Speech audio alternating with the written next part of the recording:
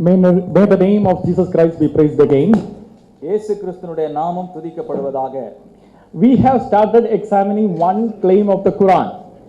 குர்ஆனுடைய ஒரு வாதத்தை குறித்து நாம் சோதிக்க ஆரம்பித்தோம். Quran said that it explains everything. குர்ஆன் சொல்லுகிறது எல்லாவற்றையும் அது விளக்குகிறது என்று சொல்லி. Then we have asked few questions from the Quran. Where is it in the Quran? நாம் குர்ஆனில் இருந்து கேள்வி கேட்டோம். குர்ஆனில் இது எங்கே சொல்லப்பட்டிருக்கிறது என்று சொல்லி. Then he said that Quran and it is Hazrat Muhammad who explains it. அங்கே அவர் சொன்னார் ஹஸ்ரத் முகமது அவர்கள் அதை விளக்கி இருக்கிறார் என்று சொல்லி. And then he also said he gave the example of a technician. அவர் ஒரு டெக்னீஷியனுடைய உதாரணத்தை நமக்கு சொன்னார். So where is the technician now? Technician இப்போது எங்கே இருக்கிறார்? Technician is not there now. Technician is dead and gone. Technician மரித்து போய் விட்டார், அவர் இப்போது இல்லை. Then when I asked for an evidence, he said if they believe in the Dajjal, அங்கே நான் ஆதாரத்தை கேட்கும்போது தஜ்ஜாலை நாங்கள் நம்புகிறோம் என்று சொன்னார்கள். He gave me Sahih Muslim. ஆக சஹீஹ் முஸ்லிம் என்கிறவருடைய ஆதாரத்தை கொடுத்திருக்கிறார்கள். So you want hadith now? இப்போது ஹதீஸ் தேவைப்படுகிறது. Now this is what Janab PJ Maulavi has said. இதுதான் ஜனாப் பிஜே மௌலவி அவர்கள் சொன்னார்கள். He quoted from Sahih Muslim, he quoted from the hadith to explain the Quran. அங்கே அவர் சஹீஹ் முஸ்லிம் என்கிற ஹதீஸ்ல இருந்து குர்ஆனை அவர் விளக்க முற்படுகிறார். There are many issues with this. இதை குறித்து பல காரியங்கள் இருக்கிறது. There are many issues with this. அதை குறித்து பல பிரச்சனைகள் இருக்கிறது. We will see one by one. நாம் ஒன்றொன்றாக அவைகளை பார்ப்போம். First, it is only Janab PJ Maulavi's opinion. இது முதலாவதாக ஜனாப் பிஜே மௌலவி அவர்களுடைய கருத்தாய் இருக்கிறது. It is not what the Quran says. அது குர்ஆன் சொல்லுகிறது அல்ல. Let us read some Quranic verses now. குர்ஆனில் இருந்து சில வாக்கியங்களை நாம் வாசிப்போம். Surah 45:6. 45:6 விதமாய் வாசிக்கிறோம்.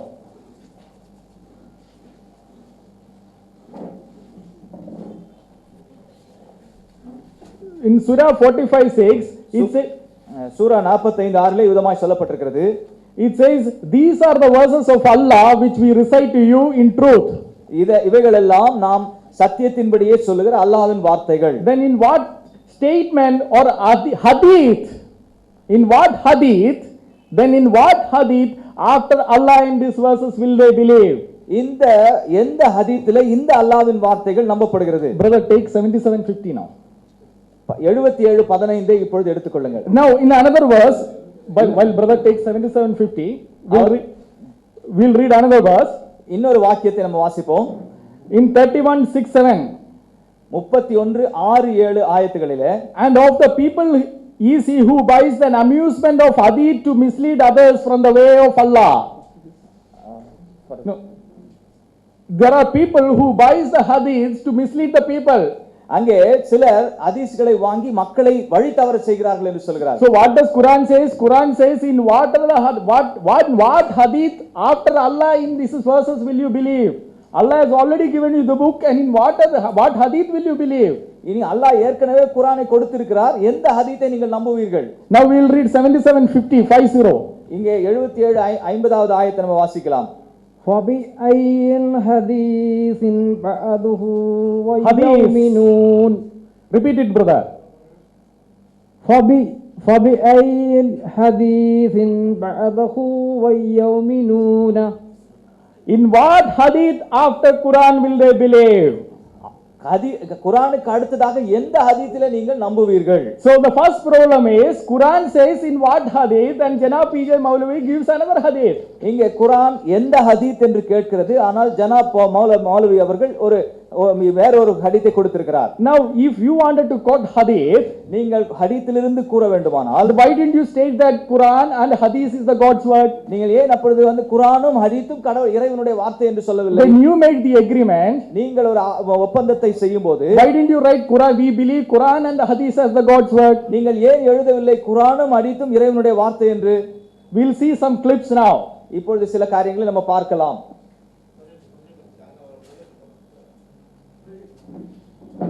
மட்டும்தான் சொல்றீங்க. அப்புறம் பப்ளிஷ் பண்ணணும். குரான் மட்டும்தான் முடிஞ்ச அடையணும். பைபிள் கீழே குரான் நீங்க கொண்டு வர முடியாது. என்ன காரணம்? பைபிள் எல்லாமே இருக்கு. நாங்க எல்லாம் இல்ல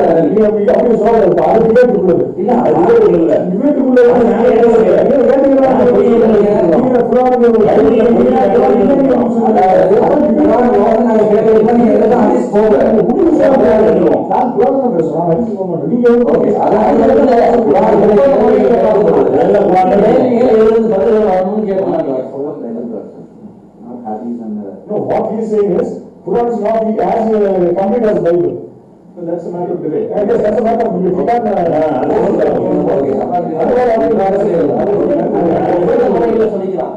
ஆதாரம் எழுந்து காட்டப்படணும். அது குரான் இறைவேதம் போடுறேன். குரான் இறைவேதம், குரான் இறைவேதம். இங்கிலீஷ் இந்த தலைப்புல இந்த புகாரியில் இருக்கிறது, இதெல்லாம் பதில் சொல்லுவோம். நீங்க கண்டிப்பா சொல்லணும், அடுத்தடுத்த தலைப்புகள்ல சொல்லணும். எல்லாம் நாங்க டச்சு சொல்லுங்க, எவ்வளவு போல்ட்டா வேணாலும் சொல்லுங்க, அவ்வளவு ஆன்சர் இருக்கிறது. இந்த மாதிரி நாங்க மழுப்பவனா மாட்டோம். நீங்கள் எப்படி தப்பா புரிஞ்சிருக்கிறீங்க, என்ன விஷயம் இருக்குன்னு விளக்குவோம். நீங்கள் இப்ப இந்த தலைப்புக்கு என்ன சம்பந்தம்? புகாரியில் ஆயிஷா நகை இப்படி சொன்னார்கள், அது இப்படி சொன்னார்கள் சொன்னீங்களே, கன்னி பெண்ணை பத்தி சொன்னார்கள், அதுக்கு இந்த தலைப்புக்கு என்ன சம்பந்தம்? இந்த வாதம் வைங்க, வைக்க வேண்டிய சபையில் வைங்க, தாராளமா சொல்லுங்கள். ஆனா இதுவும் சொல்லித்தான் ஆகணுங்கிற வந்து அது இப்போ சொல்லிவிடுவோம், அது தப்பு இல்லை, சொல்லுவோம். ஆனால் நீங்க தலைப்புக்குள்ளதை சொல்லணுமே தவிர, தலைப்பு என்ன? பைபிள் இறைவேதமா, அடுத்த வாரம் குரான் இறைவேதமான்னு இருக்கிறது. அப்பதான் நீங்க குரான்ல என்னென்ன இருக்குன்னு சொல்லணும். இது கூட குரான்ல உள்ளதுல நீங்க சொன்னது குரான்ல உள்ள விஷயம் இல்ல. அப்ப கூட குரானை தான் சொல்ல முடியும். அதுக்கப்புறம் முகமது நபி இயேசுவை பத்தி எல்லாம் தலைப்பு இருக்கிறது. அப்ப முகமது நபி தலைப்பு வரும்போது முகமது நபி பத்தி என்ன வேண்டாம் நீங்க எடுத்து சொல்லுங்க. இயேசுவை பத்தி நாங்க என்ன வேண்டாலும் எடுத்து சொல்லுவோம். பதில் தான் ஒருத்தருக்கு சொல்லிக் கொள்ளணும். யாருமே கோபப்பட மாட்டோம். ஆனால் தலைப்புக்கு அப்பாற்பட்டு போய் நேரத்தை வீணடிக்கிறது நல்லது இல்லை. So you heard their statements when we went for the discussion about the debate, and you heard in the last debate as well. நாங்கள் கடந்த முறை அவர்களோடு இந்த விவாதத்தை குறித்து தான் கலந்த ஆலோசனைக்கு நாங்கள் அவளோட சென்றபோது பேசினதையும், கடந்த முறை நடந்த விவாதத்திலே ஜனாப் அவர்கள் சொன்னதையும் நீங்க கேட்டீங்க. So should not they have included hadith also? அவர்கள் ஹதீஸையும் இதிலே சேர்த்திருக்க வேண்டாமா? If they wanted to quote from the hadith, they should have said Quran and hadith we believe as the God's word. அவர்கள் ஹதீஸிலிருந்து மேற்கோள் காட்ட வேண்டும் என்று சொன்னால் அவர்கள் குரானையும் ஹதீஸையும் நாங்கள் இறைவேதம் என்று நம்புகிறோம் என்று சொல்லி இருக்க வேண்டும். So there are two issues at least here. At least ரெண்டு, குறைந்தபட்சம் ரெண்டு பிரச்சனையாவது இங்க இருக்கிறது. One, Quran says in what hadith after this will you believe? இங்க குரான் சொல்லுகிறது குரானுக்கு அப்பால் எந்த ஹதீஸை நீங்கள் நம்புவீர்கள் என்று சொல்லி. So first they contradicted the Quran and thereby proving that it is not God's word. முதல்ல அவர்களாகவே குரானுக்கு முரண்பட்டு அவர்கள் பேசுகிறார்கள். அது ஆகவே அது குரான் கடவுளுடைய வார்த்தை இல்லை என்று அவர்களே சொல்கிறார்கள். And then they contradicted themselves. அவர்கள் தங்களையும் அவர்கள் முரண்படுத்திக் கொள்கிறார்கள். That is how they debate. அப்படி இவ்விதமாகத்தான் அவர்கள் விவாதம் பண்ணுகிறார்கள். ஆண்டவர் உலக இரட்சகராகிய இயேசு கிறிஸ்துவின் நாமத்தினாலே சலாம் அலைக்கும் என்ற பரிசுத்த வேதாகமத்தின் வாழ்த்துதலை அனைவருக்கும் தெரிவித்து தொடங்குகிறேன். In the name of Lord and Savior Jesus Christ, salam alaikum, the greeting which is in the name of Lord Jesus Christ, we greet you.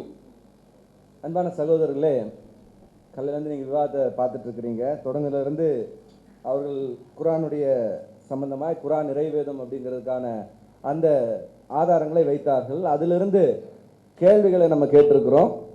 ஆனால் எடுத்த உடனே முஸ்லீம் ஹதீஸ் அப்படின்னு சொல்லி ஹதீஸ்குள்ளாக அவங்க கடந்து போகிறத நம்ம பார்த்தோம். ஆக்சுவல் பார்த்தீங்கன்னா ஹதீஸ்லேருந்து ஆதாரம் வைக்க மாட்டோன்றது தான் ஒப்பந்தத்துடைய சரத்து. ஏன்னா அங்கேயே நம்ம இதை கேட்டோம், ஹதீஸும் குரானும் ஹதீஸும் இறைவேதம்னு சொல்கிறீங்களா, இல்லை குரான் மட்டுமானா நாங்கள் இப்போ குரான் மட்டும்தான் குரான்லேருந்து தான் பதில் சொல்லணும் அப்படின்னோம். அது குரான்லேருந்து தான் நாங்கள் பதில் சொல்லுவோம் அப்படின்னு தான் சொல்லியிருந்தாங்க.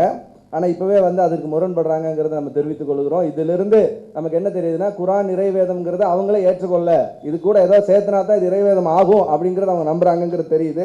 அதை அவங்க டிக்ளேர் பண்ணாங்கன்னா அதுக்கப்புறம் நம்ம தொடர்ந்து போகலாம். சிடியை பற்றி சொன்னாங்க. சிடி நீங்கள் ரிலீஸ் பண்ணால் வெக்கப்பட்டதுனால தான் அப்படி. நாங்கள் எந்த சிடியுமே இனாகரேஷன் பெரிய ஃபங்க்ஷன்லாம் வச்சு இனாகரேஷன் பண்ணதாக எதுவுமே கிடையாது. அங்கங்கே நாங்கள் சிடியை எல்லாரும் கொடுத்துட்ருப்போம். உங்களை மாதிரி அந்தந்த மாவட்ட தலைமையகம் அப்படிலாம் நமக்கு கிடையாது. நம்ம எங்கெங்கெல்லாம் மக்கள் எங்களுடைய மக்கள் இருக்காங்களோ அவங்கெல்லாம் வாங்கி அந்த சிடி அவங்கவுங்க உபயோகப்படுத்திட்டு இருக்காங்க. ஆனால் உங்களை விட அழகாக ரேப்பர் போட்டு எல்லா பக்கம் சப்ளை பண்ணிட்டு இருக்கிறோம் அந்த சிடி. அதனால யாரெல்லாம் தேவைப்படுதோ அவங்களுக்கெல்லாம் கொடுத்து இது பண்ணிட்டு இருக்கோம். அதனால இதை சிடி கொடுக்கல, அதனால வைக்கப்பட்டேன். தயவு செஞ்சு அப்படி உங்களுக்கு நீங்களே திருப்திப்படுத்திக் கொள்ள வேண்டாம் என்பதுதான் என்னுடைய வேண்டுகோளாக இருக்கிறது. தொடர்ந்து in the discussion we had before this debate, it was agreed that we will not talk about hadiths, but Janab PJ, when he talks, he mentions initially about Sahih Muslim, the hadith. So they are contradicting themselves. Secondly, they are talking about the CDs. So even though we have not made a big propaganda for distribution of the CDs, we have been distributing the CDs and our people are seeing it and using it. And we will continue the debate. ரெண்டாவது பார்த்தீங்கன்னா இது இறைவேதம் அப்படின்னு சொல்லி குரானை பற்றி அவங்க சொன்னாங்க, ரொம்ப தெளிவாக இருக்குன்னு. இந்த முதல் அத்தியாயத்தை அவங்க அடிக்கடி எப்பவுமே எல்லாரும் சொல்லுவாங்க, இதை மட்டும் தனியாக எழுதி யார்ட்டா கொடுத்து பாருங்க, இதை படித்தா விவாதம், இது வந்து இறைவேதம்னு சொல்லுவாங்களா அப்படிலாம் சொல்லுவாங்க. நானும் இப்படியே உங்கள்கிட்ட ஒரு வார்த்தையை சொல்லுகிறேன், இந்த முதல் அத்தியாயத்தை வந்து தயவு செஞ்சு யார்ட்டையா நீங்கள் எழுதி கொடுத்துட்டு இது இறைவன் சொன்னதுன்னா யாரா நம்புவாங்களா? அதாவது அளவற்ற அருளாலும் நிகர இது அனைத்து புகழும் அகிலத்தாருக்கும் ரட்சகனாகிய அல்லாவுக்கே உரியது, அவன் அளவற்ற அருளாளன் மிக கிருபையுடையவன், இது எப்படி கடவுள் சொல்லுவார்? அடுத்தது அவனே நியாய தீர்ப்பு நாளின் அதிபதி, யாரு? அல்லாவே தனது சொல்லுவாரா? அடுத்தது எங்களின் ரட்சகா உன்னையே நாங்கள் வணங்குகிறோம், உன்னிடமே நாங்கள் உதவி. எங்கீங்க அல்லாவே தன்னை பற்றி நான் ரட்சகரா உம்மிடத்துல உதவி தேடுகிறேன்னு அல்லாவே சொல்லிக்கிறார்.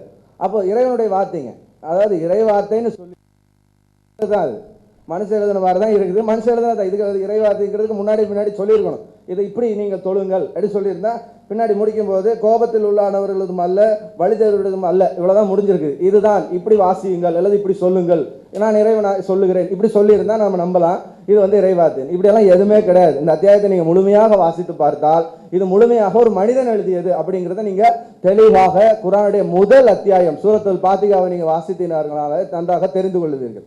இதில் ஒன்றும் மாற்றம் கிடையாது. ரெண்டாவது, see, if you read the first chapter of Quran, there is Suratul Fatiha.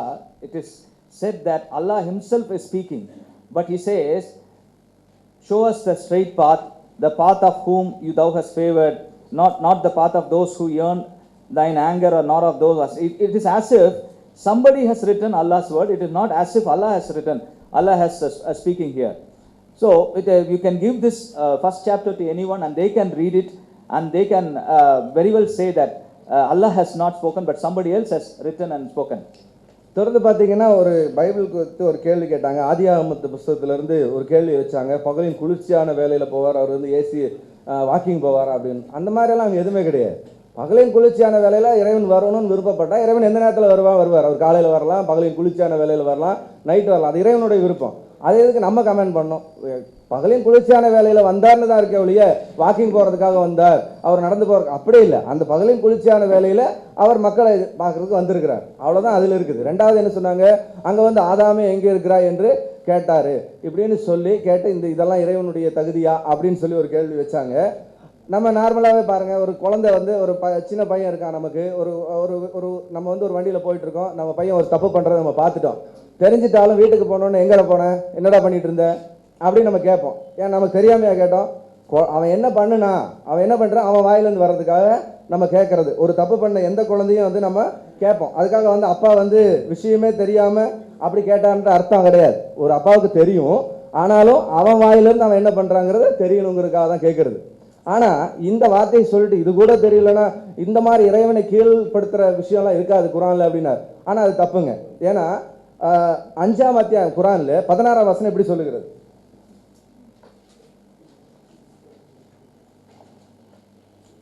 என்ன சொல்லுகிறதுன்னு பார்த்தீங்கன்னா, மரியமின் மகன் ஈசாவே, அல்லாவை என்று என்னையும் என் தாயாரையும் கடவுளாக்கி கொள்ளுங்கள் என்று நீர்தான் மக்களுக்கு கூறினீரா அப்படின்னு அல்லாஹ் யார்கிட்ட கேட்பாருங்க? ஈசா அவர்கிட்ட. எப்போ கேட்பாரு? கியாமத் நாளில் கேட்பாராம். ஏங்க, அதாவது அல்லாஹ் வந்து அனைத்தும் அறிந்தவன், அவனை வந்து இதெல்லாம் பண்ண மாட்டோம் அப்படின்னு சொல்லிட்டு ஈசாவை வந்து நியாய தீர்ப்பு நாளில் நிறுத்திட்டு நீ உன்னையும் அம்மாவையும் கும்பிடுறதுக்கு சொன்னியா? ஏன் அல்லாஹ்க்கு தெரியாதா? அல்லாஹ்க்கு தெரிஞ்சிருந்தா அல்லாஹ் எதுக்கு இது இப்போ கேட்கணும்? இப்போ இறைவனை வந்து யார் வந்து கீழ்மைப்படுத்துறது, தாழ்வுபடுத்துறது, இது இறைவனுடைய தகுதி இல்லைங்கிறது யார் சொல்லுங்க பார்க்கலாம்.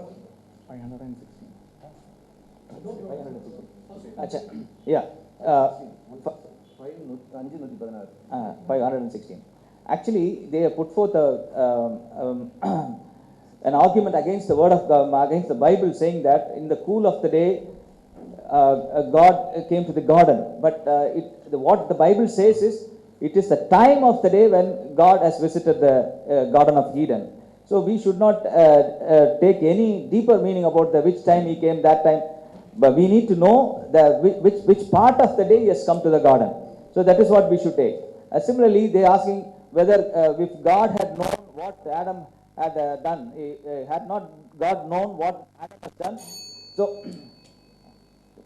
and suppose a child commits a mistake, A father knows what the child has done, but the father, in order to get the words from the mouth of the child, will always question the child, what you have done, where you have gone, all that. It is not that the father does not know what the child has done. Father knows everything, but only in order to get the words, in order to make the child to admit that he has done something, the question is raised. So, similarly, in Quran 5, chapter 5, 116, verse 116, we read like this. ஈசாவை பார்த்து அல்லாஹ் கேட்கிறார், என்னை வணங்க சொன்னாங்க. In that, Isa is asking, Allah is asking Isa whether you have asked people to worship you. As we said at the beginning, we will continue to answer the questions related to the Bible, but let us focus on the Quran. ஆரம்பத்தில் நாம் சொன்னது போல வேதாகமத்தை குறித்தான கேள்விகளுக்கு நாம் பதில் சொல்லுவோம், ஆனால் நம்முடைய நோக்கம் எல்லாம் இப்பொழுது குர்ஆன் மேல் இருக்கட்டும். Since we have asked many questions about the Quran, they could not answer a single question from the Quran. குர்ஆனை குறித்து பல கேள்விகள் நாங்கள் கேட்டிருக்கிறோம், ஒரு கேள்விக்கு கூட அவர்களால் பதில் சொல்ல முடியவில்லை. They went into the Hadith. அவர்கள் ஹதீஸுக்கு போய் இருக்கிறார்கள். Since you go into the Hadith, ஹதீஸுக்கு நீங்கள் சென்றிருக்கிறதுனால we will also go into the Hadith. ஆகவே ஹதீஸுக்கு நாங்களும் செல்வோம். But before that, sir, in your next presentation, please answer about circumcision. ஆக அடுத்த முறை நீங்கள் பதில் சொல்லும்போது விருத்த சேதனத்தை குறித்து தயவு செய்து பதில் சொல்லுங்கள். Because according to the Quran, we have given them the verses. It is very clear that anybody who makes the changes to Allah's creation, they are doing a satanic thing. நாங்க ஏற்கனவே வாதத்திலே சொல்லி இருந்தோம், யாரெல்லாம் அல்லாஹ்வுடைய படைப்பாகிய மனிதர்கள்ல எந்த உருமாற்றம் செய்கிறார்களோ அது சாத்தானுடைய செயல் என்று சொல்லி நாங்கள் ஏற்கனவே எங்களுடைய வாதத்திலே சொல்லி இருந்தோம். So are the Muslims doing some satanic thing here? ஆக முஸ்லிம்கள் ஒரு சாத்தானுடைய செயலை செய்கிறார்களா? Please answer. தயவு செய்து பதில் சொல்லுங்கள். உள்ள சகோதரர்களே, குர்ஆனில் எல்லாம் தெளிவாக இருக்குதா? இதான் கேள்வி.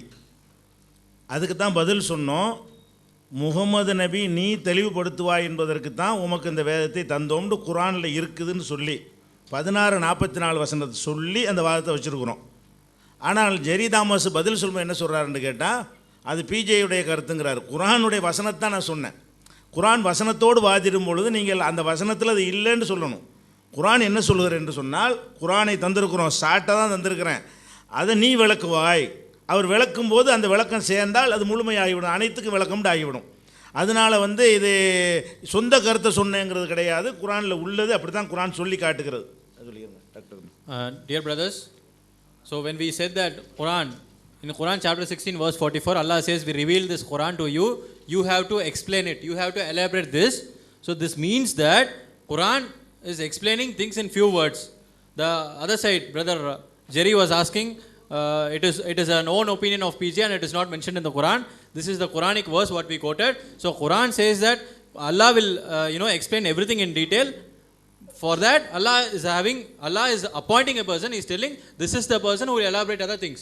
So there is no confusion here. Then we will go into the topic now. முஸ்லீம்களில் சில அறிவியினர்கள் ஹதீஸ் என்பதை மறுக்கிறதுக்காக எழுதின நூல்களில் உள்ளதெல்லாம் எடுத்து ஆதம் வைக்கிறார். அதான் அதாவது வீணான ஹதீஸை வாங்குகிறார்கள், இந்த ஹதீஸுக்கு பிறகு எதை நம்ப போகிறீர்கள் அப்படின்னு ஹதீஸுங்கிற சொல்லு வரும்ல, இந்த ஹதீஸுங்கிற சொல்ல குர்ஆனில் பயன்படுத்தின வைத்துக்கொண்டு ஹதீஸே கூடாது அப்படின்ட்டு ஒரு வாதம் வைக்கிறார். அதுக்கு தான் 31:67 ஒமினன் நாசி மையஸ்தரி லஹுவல் ஹதீஸ் ஃபபி ஐய ஹதீஸின் பாதஹு யூமினூன் இப்படின்னு வாசிக்கிறார். ஹதீஸ்னா செய்தி. ஹதீஸுடைய அர்த்தம் என்னவென்றால் செய்தி, மெசேஜ், அவ்வளோதான். குர்ஆனை கூட ஹதீஸ் என்று சொல்லலாம், முந்தைய வரலாறை கூட ஹதீஸ் என்று சொல்லலாம். நல்ல செய்தி எனலாம், கெட்ட செய்தி எனலாம். முகமது நபி சம்பந்தப்பட்டால் அது குர்ஆனுடைய விளக்க செய்தி, முகமது நபி சம்பந்தப்படாவிட்டால் குர்ஆனுக்கு எதிரான செய்தி. இதுதான் அந்த ஹதீஸுக்கு அர்த்தமே தவிர இவர்கள் அது பாருங்கள், உதாரணமாக குர்ஆனில் இருக்கிறது ஒமையு கதிபி பி ஹாதல் ஹதீஸ், இந்த ஹதீஸை யார் பொய்யாக்குறானோ குர்ஆன ஹதீஸ் என்று சொல்கிறது. 68:44 அஃபபி ஹாதல் ஹதீஸ் அன்தும் முதுகினூன், இந்த ஹதீஸையா நீங்கள் மறுக்கிறீர்கள், குர்ஆன ஹதீஸ் என்று சொல்லப்படுகிறது. ஃபல்யாத்து பி ஹதீஸ் மிஸ்லிஹி, இது போன்ற ஒரு ஹதீஸை கொண்டு வாருங்கள். 52:34 இருக்கிறது. அல்லாஹு நஸ்ஸல் அஹ்ஸனல் ஹதீஸ், அழகான ஹதீஸை அல்லாஹ் இறக்கியிருக்கிறான், செய்தின்ற அர்த்தம்.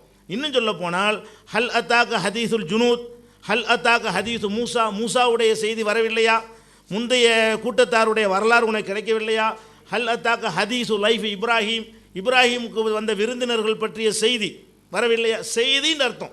ஹதீஸில் அது என்ன வருது சொன்னால், ஹதீஸில் கெட்ட செய்தியை விலைக்கு வாங்கக்கூடியவர்கள் இருக்கிறார்கள்னு வருது. அப்போ நல்ல செய்தி வாங்கலான்னு அதில் இருக்கிறது. இது பயங்கரமான யாரோ ஒருத்தன் எழுதி வச்சதை வைத்துக்கொண்டு என்ன செய்கிறாங்க, பயங்கரமான ஆதாரமாக அவர்கள் சொல்லி காட்டுகிறார்கள். ஹதீஸ்னா அப்படி கிடையாது. ஹதீஸ்னா நீங்கள் சொல்கிற அர்த்தம் கிடையாது, செய்தி.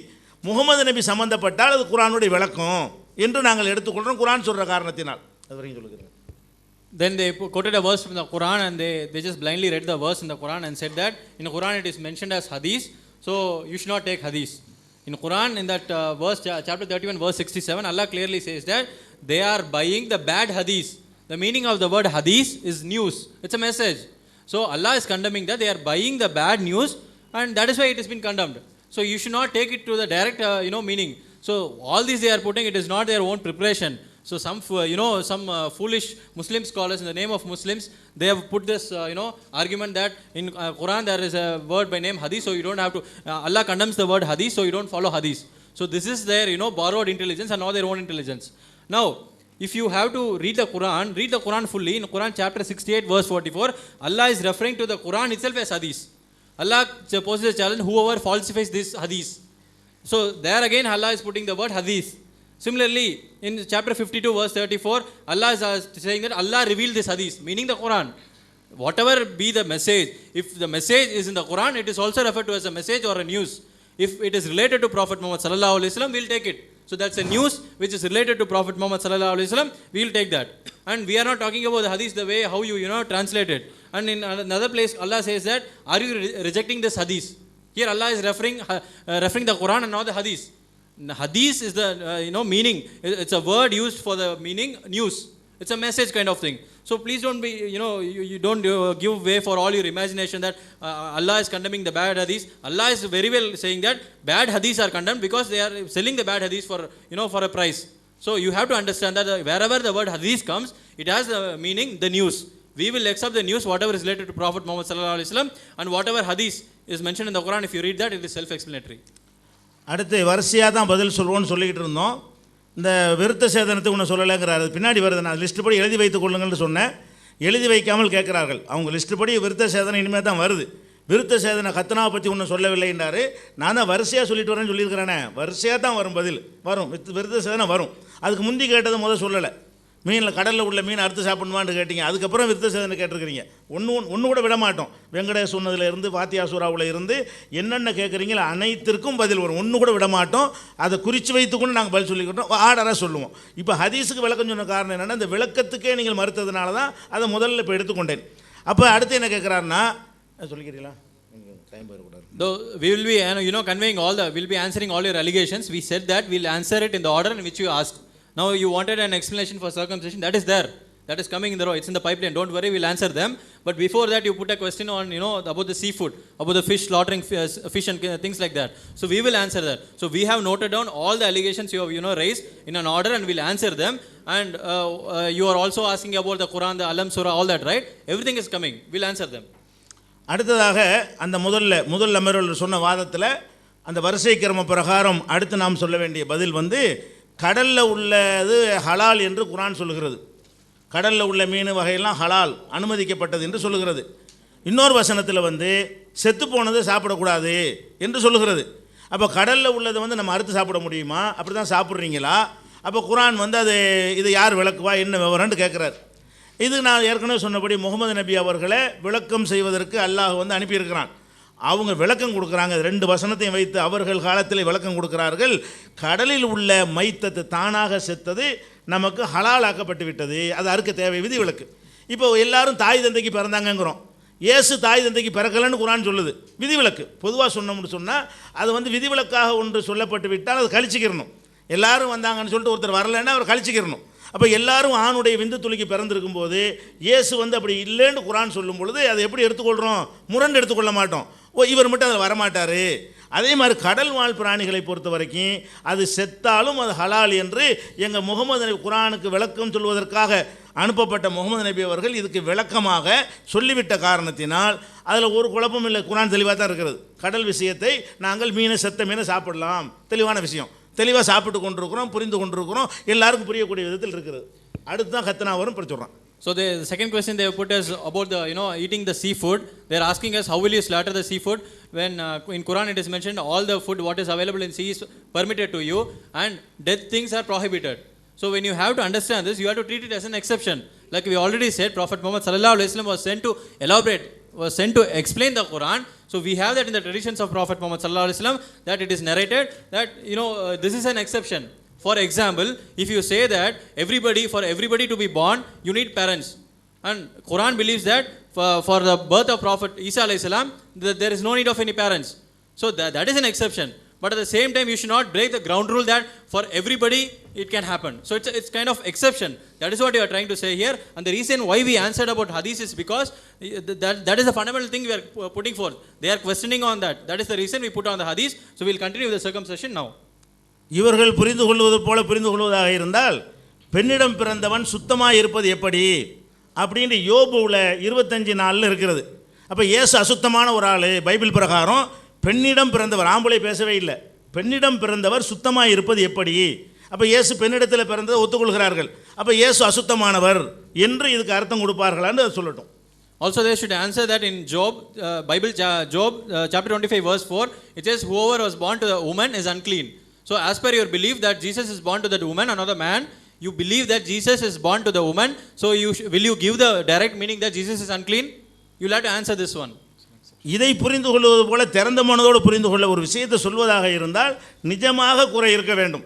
குரானில் சொல்லப்படுது, நபி விளக்குவார்னு சொல்லப்படுது, நபி விளக்கி விட்டார்னு சொல்லப்படுதுன்னா கரெக்டாக இருக்குது, அவங்க விஷயம் தெளிவாக இருக்குன்னு புரிந்து கொள்ள வேண்டும். அடுத்ததாக என்ன கேட்குறாருன்னா, விருத்த சேதனத்தை கேட்குறார். விருத்த சேதனத்தில் என்ன கேட்குறாருன்னு கேட்டால், குரானில் சொல்லப்பட்டிருக்கிறது, மனிதனை அழகான தோற்றத்தில் படைத்திருக்கிறோம், படைப்பவர்களில் அழகானவன் இறைவன், அது மாதிரி சைத்தான் தான் அந்த மாதிரி தோற்றங்கள்லாம் மாற்றுவான். இந்த மாதிரியான குரானுடைய வசனத்தை வைத்துக்கொண்டு கடவுள் அழகான வடிவத்தில் படைச்சிருக்கிறாரு. அழகான வடிவத்தில் படைச்சிருக்கிற அந்த கடவுள் படைச்சதை நீங்கள் எப்படி வெட்டுறீங்க, சுன்னத்து பண்ணுறீங்களே, அது சைத்தானுடைய வேலை தானே அப்படின்னு கேட்குறார்.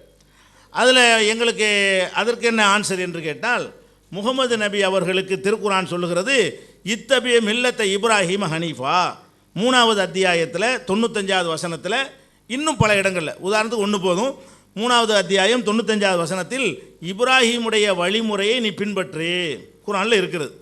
முகமது நபி இப்ராஹிம் நபியுடைய வழிமுறை இது என்று சுன்னத்தும் அதில் ஒன்று என்று சொல்லியிருக்கிறார்கள். அப்போ இப்ராஹிமுடைய வழிமுறையை பின்பற்று என்று சொல்வதிலிருந்து அவர் இதுவும் இப்ராஹிமுடைய சுன்னத்து தான் என்று முகமது நபி காட்டி தந்ததில் இருந்து விதிவிலக்கு. என்ன விதிவிலக்கு? அந்த உறுப்பை சிதைக்கிறது, வீணாக்கிறது, உறுப்பை சேதப்படுத்தி கொள்வது அது தடுக்கப்பட்டிருக்கிறது, ஹத்னாவை சுன்னத்தை தவிர. அழகாக தெளிவாக இருக்கு குரான். குரான் சொல்லக்கூடிய அந்த சட்டம் மிக தெளிவாக அனைத்து முஸ்லீம்களும் புரிந்து கொள்கிற வகையில், யாருக்கும் குழப்பமில்லாத வகையில் என்ன செய்து சொல்லப்பட்டிருக்கிறது. ஆனால் அந்த விருத்த சேதனை பற்றி நீங்கள் என்ன சொல்லியிருக்கிறீங்க? உங்களுடைய விருத்த சேதன லட்சணம் என்ன இருக்குன்னு கேட்டால், நீங்கள் விருத்த சேதனம் பண்ண வேணாம், இயேசு பண்ணியிருந்தால் நீங்கள் பண்ணாதீங்க, உங்கள் இருதயத்தின் நுனித்தோலை விருத்த சேதனம் பண்ணுங்கள். இருதயத்துக்கு நுனித்தோல் இருக்குதான், அதை போய் விருத்த சேதனம் பண்ணுங்கள் அப்படிங்கிறது உபாகமத்தில் சொல்லப்பட்டிருக்கிறது. அது மாதிரி ஒருவன் விருத்த சேதனம் செய்ய பெற்றவனாக அழைக்கப்பட்டிருந்தால், விருத்த சேதனம் இல்லாதவனாக இருக்க வகை தடனாக, ஒருத்தனுக்கு ஏற்கனவே விருத்த சேதனம் பண்ணி இருந்தால் பண்ணாமல் போகிறதுக்கு வழி தேட வேண்டாம். எவனா செய்வானா? பண்ணி இருக்குதான், உனக்கு விருத்த சேதனம் பண்ணி இருந்தால் விருத்த சேதனம் பண்ணாமல் ஆவதற்கு முயற்சி பண்ணாது. அப்படி எப்படி முயற்சி பண்ணாலும் நடக்கவா செய்யுமா? விருத்த சேதனம் பண்ணினவன் பண்ணாமல் இருக்கலாம், பண்ணாதவன் எப்படி பண்ணதாக முடியும்? அது கொஞ்சம் கூட லாஜிக்கும் இல்லை, அறிவும் இல்லை, கிறுக்குத்தனமாக எழுதி வைத்திருக்கிறார்கள்.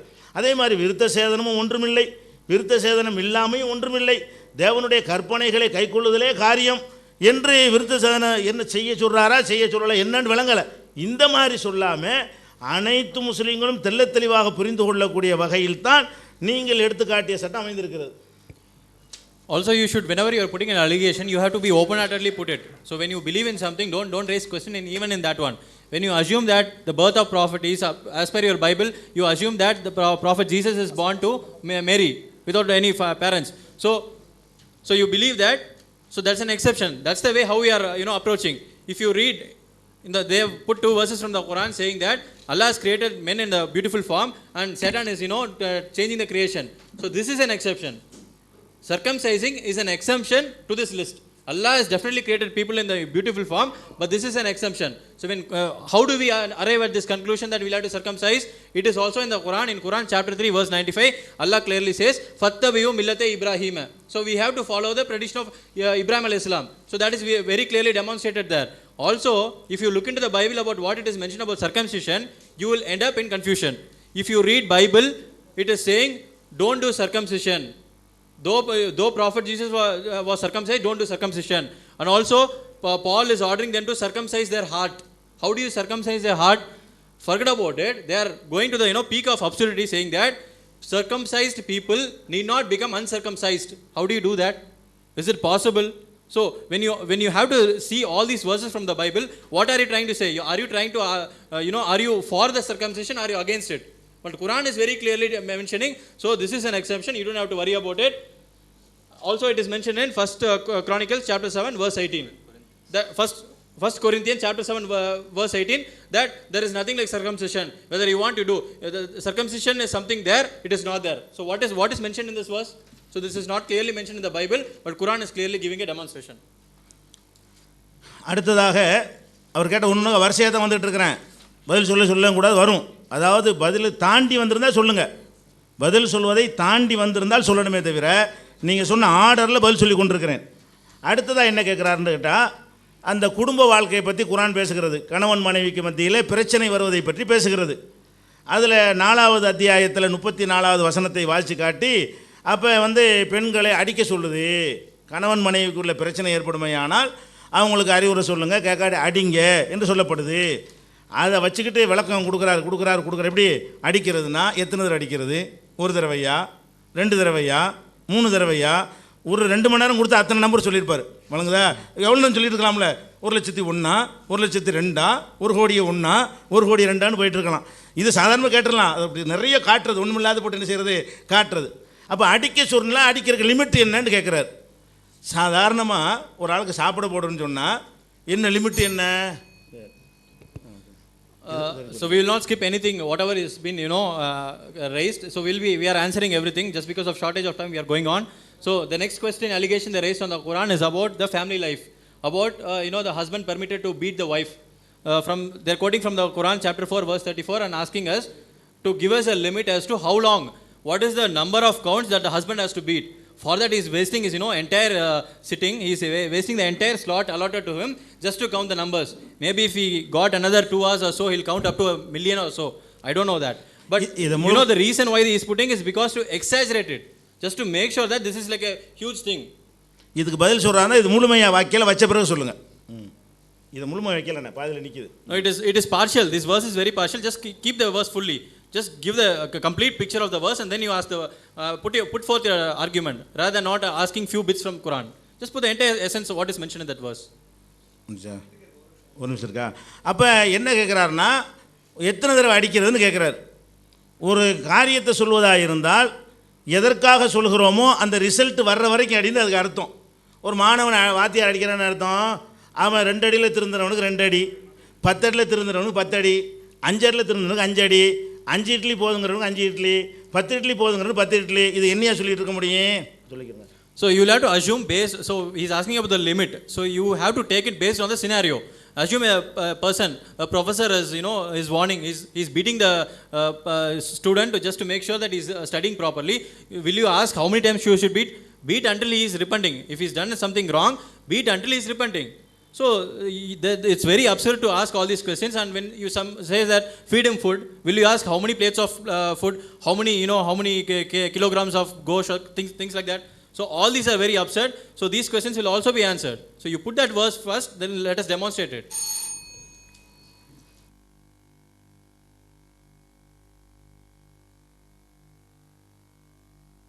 நான் சொன்னதான கேள்விகளை நீங்கள் மீண்டுமாக சொல்லுவீர்கள் என்று சொன்னால், and then say there is an answer for this, அதற்கு ஒரு பதில் இருக்கிறது என்று சொல்லுவீர்களானால், and then say this has been explained, இதற்கு பின்பு இந்த கேள்வியானது விளக்கப்பட்டு விட்டது என்று சொல்லுவீர்களானால், it doesn't answer. அது பதில் சொன்ன மாதிரி அர்த்தம் இல்லை. அதற்கு you have to answer my questions. நீங்கள் அந்த கேள்விக்கு சரியான பதிலை கொடுக்க வேண்டும். For example, you initially started saying that it is like a technician நீங்க ஆரம்பத்துல தொடங்கும் போது இது ஒரு டெக்னீஷியன் போல என்று சொல்லி சொன்னீர்கள். I asked where is the technician now? நான் கேள்வி கேட்டேன் அந்த விளக்கம் சொல்ல வேண்டிய டெக்னீஷியன் எங்க இப்போ? Technician is dead and gone. Bring the technician. அவர் டெக்னீஷியனாக அனுப்பப்பட்டவர், அவர் மரித்து கடந்து போய் விட்டார். அவர் இப்போ உயிரோட கொண்டு வாங்க. Because Quran very clearly says whatever the technician says or whatever technician not whatever the technician whatever Hazrat Muhammad said it is inspiration. ஏனென்று சொன்னால் குர்ஆனுடைய ஒரு வசனத்திலே பார்த்தோம் ஹஸரத் முகமது என்னென்னலாம் சொன்னாரோ அது வஹி, அது வெளிப்பாடு என்று குர்ஆன் சொல்லுகிறது. Where is that inspired word of Hazrat Muhammad? அந்த ஹஸரத் முகமது அவர்களால் கொடுக்கப்பட்ட அந்த வஹி என்கிற அந்த வெளிப்பாட்டு வார்த்தை எங்க? You just don't say that it is like this, it is like that. நீங்க சும்மா இது இப்படித்தான் இது அப்படித்தான் என்று சொல்லாதீர்கள். You give me that inspired words.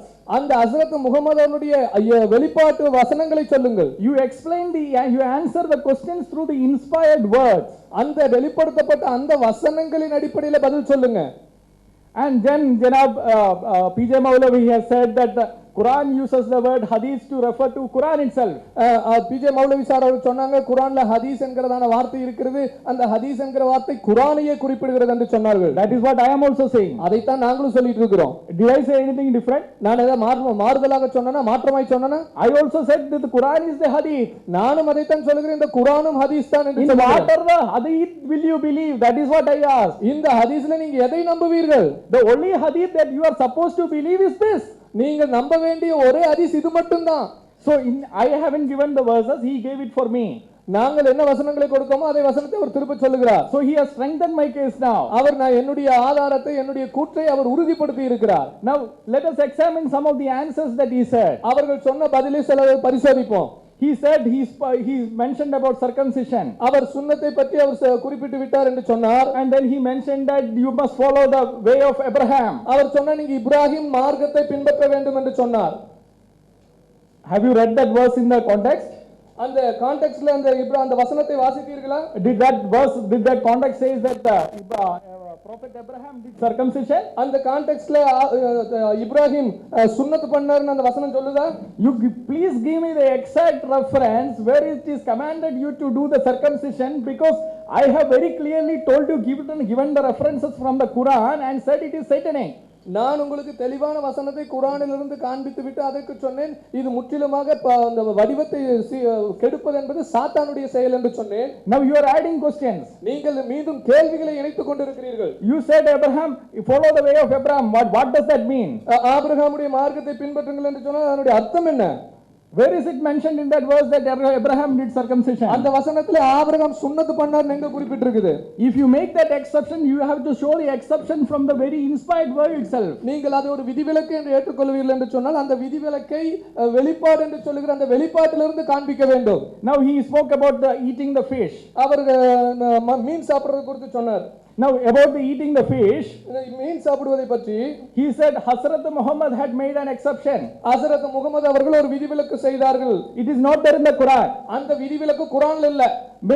Listen it to very carefully. It is not there in the Quran. இதை கவனமாக கவனிங்க, இது குர்ஆனில் இல்லை.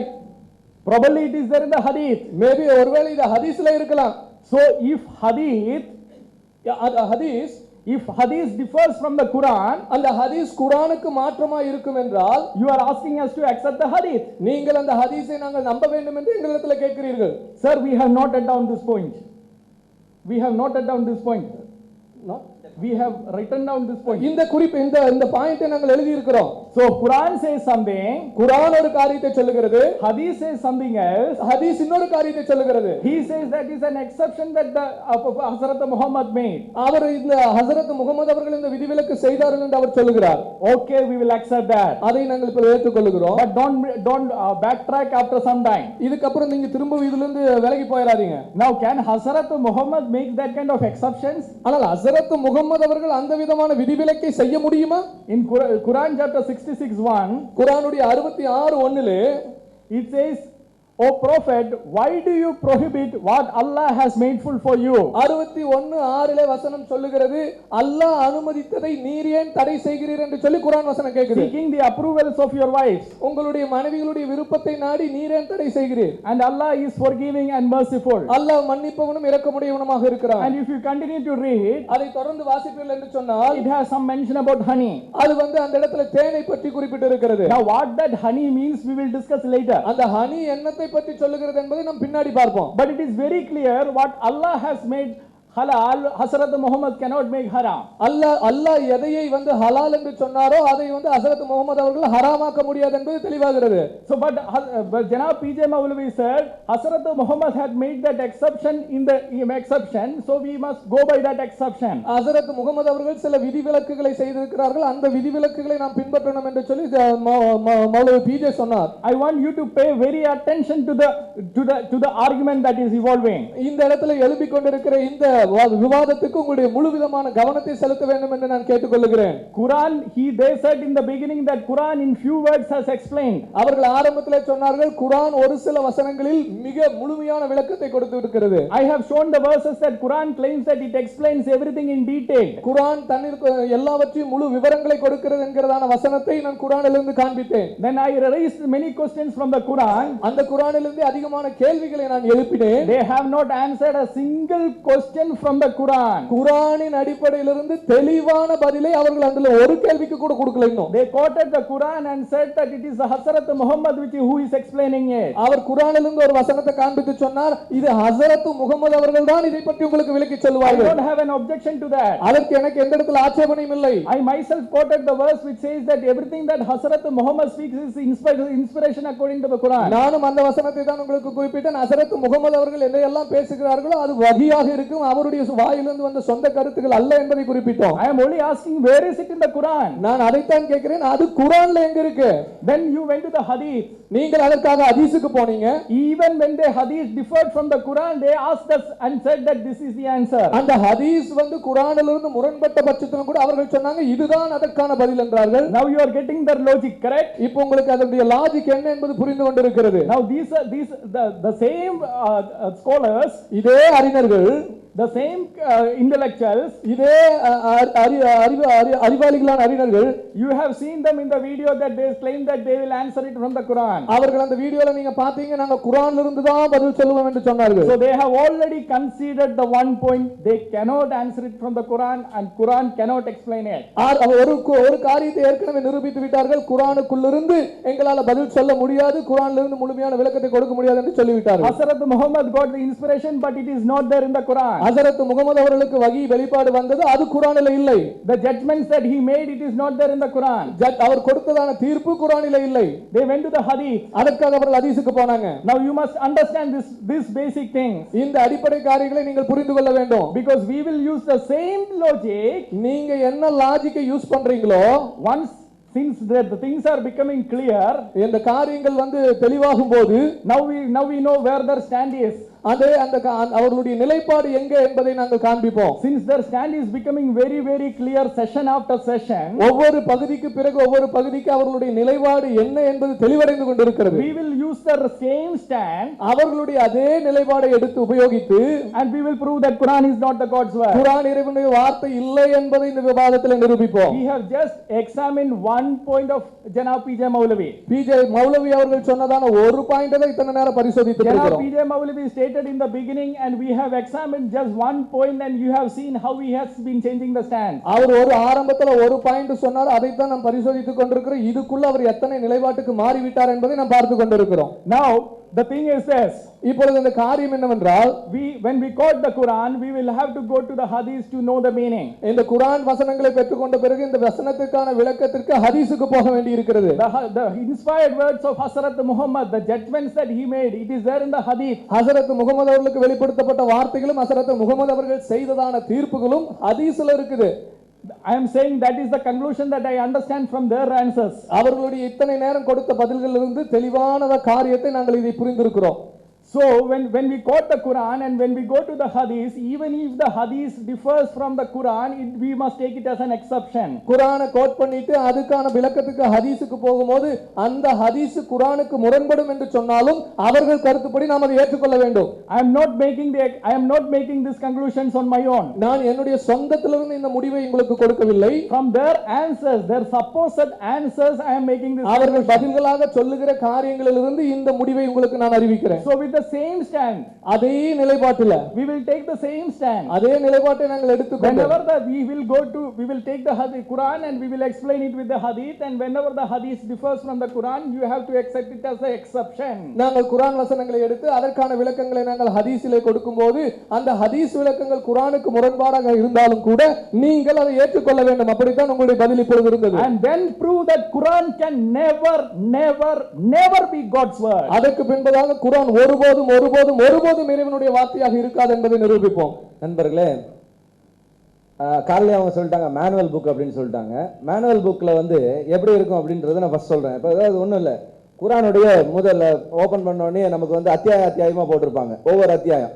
இப்போ காலைல வந்து நம்ம நிறைய கேள்விகள் கேட்டோம். கேள்விகள்லாம் எங்களுக்கு முகமது நபிகிட்ட கேட்க சொல்லிட்டாரு, அவர் விளக்குவார்னு சொல்லிட்டாரு அப்படின்னு சொல்றாங்க. இப்போ நீங்க குர்ஆனை கொடுங்கன்னா இந்த பேஜை பிரிச்சு கொடுத்துட்டு இதாங்க குர்ஆன், ஏங்க அதுல தாங்க இருக்குது, அதான் பாத்திகா இருக்குதுங்க, பக்ரா இருக்குதுங்க அப்படின்னு சொல்லிட்டா அதாங்க குர்ஆன். இல்லைங்க அதுல என்னங்க இருக்குது, அதான் குர்ஆன், அதை போய் அங்க எங்க இருக்கோ பாத்துக்குங்க அப்படி சொல்ல முடியாது. அது என்ன முன்னாடி கொடுத்துருக்கோமோ அதோடைய விளக்கங்கள் பின்னாடி இருக்கணும். அப்பதான் அதுக்குள்ள உண்மையான விளக்கங்களோடு கூட இருக்கிற புஸ்தகம் அப்படிங்கிறதுக்கு அர்த்தம். இப்ப ப்ராஃபட் முகமது விளக்குவார்கள்னா அவர் எங்க விளக்குனாருன்னு விளக்கத்தை அதில் கொடுத்துருக்கணும். அப்பதான் இறைவேதம். இப்ப நீங்க சொல்ற மாதிரி குர்ஆன் என்ன சொல்லுது, நான் எல்லாத்தையும் முழுமையாக சொல்லிவிட்டேன், தெளிவாக சொல்லிவிட்டேன். தெளிவாக சொன்னா தெளிவு எங்க? அது ஹதீஸ் புத்தகத்துக்கு நம்ம ஏன் போகணும்? முதல்ல குர்ஆன்ல இருக்குன்னா குர்ஆன்ல ப்ராஃபட் முகமது விளக்குவார்னா அவர் எங்க விளக்குனாரு, எப்படி விளக்குனாரு, அவர் என்ன செஞ்சாரு, அவர் சொன்னது தேவனுடைய வாக்காச்சு. இறைவனுடைய வாக்குன்னு சொல்லும் பொழுது இறைவனுடைய வாக்கு இருக்க வேண்டிய இடத்துல இறைவனுடைய வாக்கு இல்லையே. அப்ப அந்த இறைவனுடைய வாக்கு எங்க? அப்ப அந்த குர்ஆன்ல முன்னாடி புல்லட் பாயிண்ட்ஸ் போடுற மாதிரி போட்டது ஹஜ்ரத் முகமது விளக்குவார்கள், நாங்க நம்புறோம்.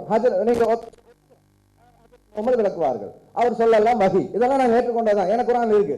பட் அது எங்க இருக்கு? குர்ஆன்ல இல்லையே. குர்ஆன்ல காமிச்சிட்டு நீங்க பேசியிருக்கணும்.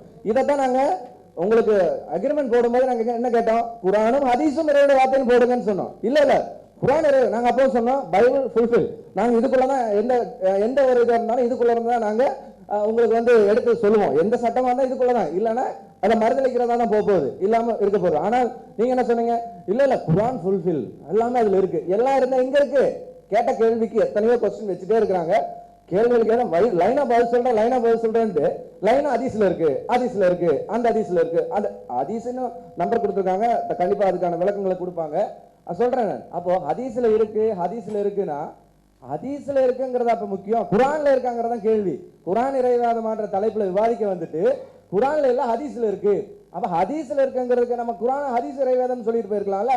தலைப்பு போடுறது அப்படி தலைப்பு போட வேண்டியதானே. தலைப்பு பண்ணும் பொழுது நம்ம கேட்கும்போது அவ்வளவு கோவம் வந்தது அவங்களுக்கு. எப்படி நீங்க அப்படி சொல்லலாம், எப்படி முழுமை இல்லைன்னு சொல்லலாம் அப்படின்னாங்க. அப்ப நாங்க என்ன கேட்கிறோம், கேட்டபோது நாங்க தெளிவா திரும்ப சொன்னோம், குர்ஆனும் ஹதீஸும் இறைவேதம்னு போடுங்க, அப்பதான் வந்து சரியா இருக்கும் அந்த விவாதம். நோ குர்ஆன் இறைவேதம் எல்லாமே அதுல இருக்கு, நாங்க குர்ஆன்ல இருந்து தான் பதில் சொல்லுவோம். கேட்ட கேள்விக்கு எங்க இருந்து குர்ஆன்ல இருந்து பதில் சொன்னீங்க? ஆபிரகாமுக்கு வந்து அவர் என்ன வழியில நடந்தா, இப்ராஹிம் என்ன வழியில நடந்தா அதெல்லாம் பின்பற்றுங்க. இப்ராஹிம் சுன்னத் பண்ணாருன்னு குர்ஆன்ல எங்க இருக்கு? அதை காமிங்க.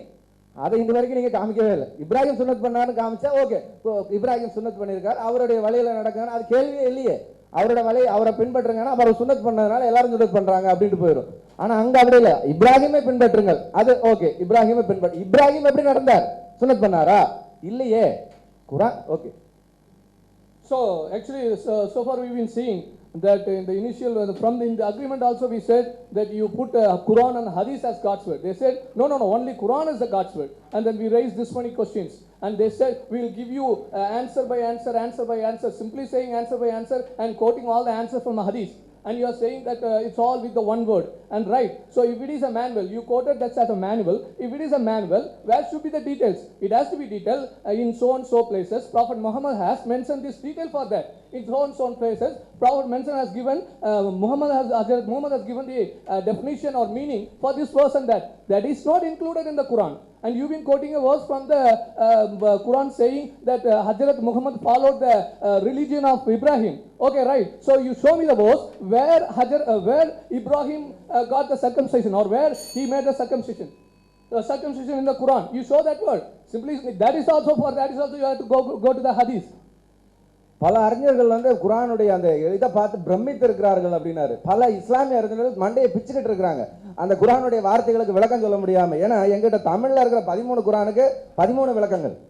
அதுல ஒரு அத்தியாயம் குர்ஆனுடைய 3ஆம் அதிகாரத்தோட 7ஆம் வசனம் மொழிபெயர்க்கிறது இன்னைக்கு வரைக்கும் பிரச்சனை.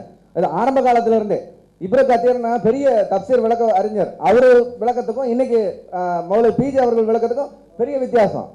அறிஞர் குர்ஆன்ல இருக்கிற வசனங்கள் அல்லாஹ்வுக்கும் அறிஞர்கள் கல்வியாளர்களுக்கும் தெரியுமா இல்லது அல்லாஹ்வுக்கு மட்டும் தெரியுமா? இதுக்கு வரைக்கும் யாருக்குமே விளங்கல. அப்ப உலக அறிஞர்கள்லாம் ரொம்ப ஒரு வார்த்தையில சொன்னது அல்லாஹ் சொன்னது பிரமிப்பா இருக்கு. ஆனா இஸ்லாமிய அறிஞர்களுக்கே புரியலையே. அப்ப அல்லாஹ் சொல்லி என்ன பிரயோஜனம்? இஸ்லாமிய அறிஞர்கள் தடுமாறுறாங்களே. இப்ப 13 குர்ஆன் டிரான்ஸ்லேட் பண்ணா 13 விளக்கம் கொடுக்குறாங்களே. ஆளாளுக்கு ஒவ்வொரு விளக்கத்தை ஒவ்வொரு மாதிரி கொடுக்குறாங்களே. என்ன இதுல இருந்து எப்படி தெளிவான ஒரு விஷயத்தை அல்லாஹ் சொன்னார்?